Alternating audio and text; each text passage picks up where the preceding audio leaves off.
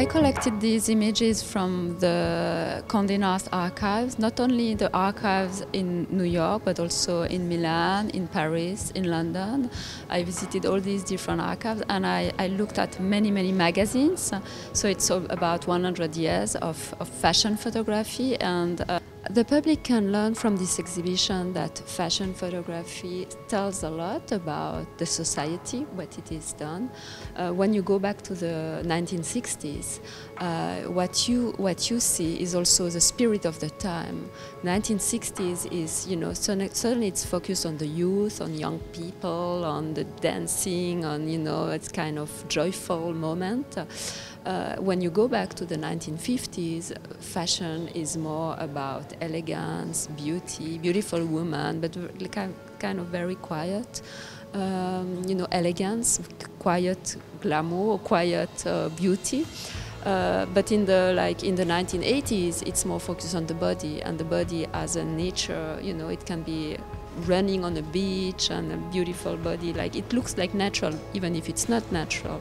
So when you go back to 100 years of fashion photography, it gives you all these different periods. When you understand that fashion is a comment about a time, a comment, what we do today about fashion photography is also something about what is happening today in our society.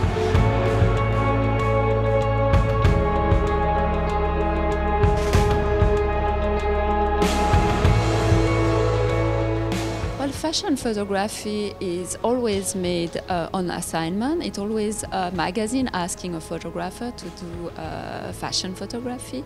So it's an industry. Fashion photography is part of an industry. But what I wanted to do in this exhibition is also to focus on the creativity of the photographers. So fashion photography can be an artwork too. I don't mean that everything is art. Sometimes it's just illustrations.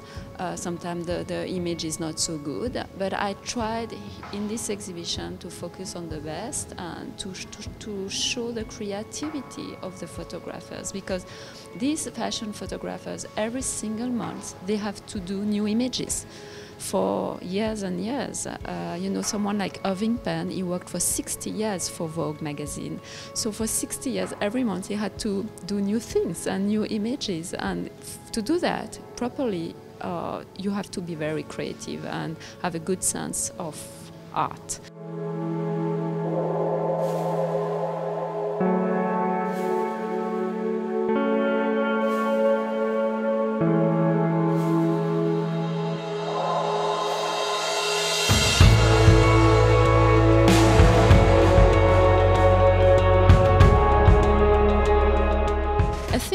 Vogue Italia is very interesting because there's a real care of what kind of images is in Vogue Italia, and I still think that Franca Sozzani, she really wants to bring the best of what fashion photography can be for a magazine like Vogue. But the problem also with fashion magazines is they want to sell, issues. They want to have as many readers as possible.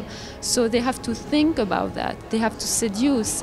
So this question of industry and money and business is also very important. They cannot just do something just for, 50 people. Yeah, so you have this balance, and Vogue, American Vogue today is more than 1 million copies every month.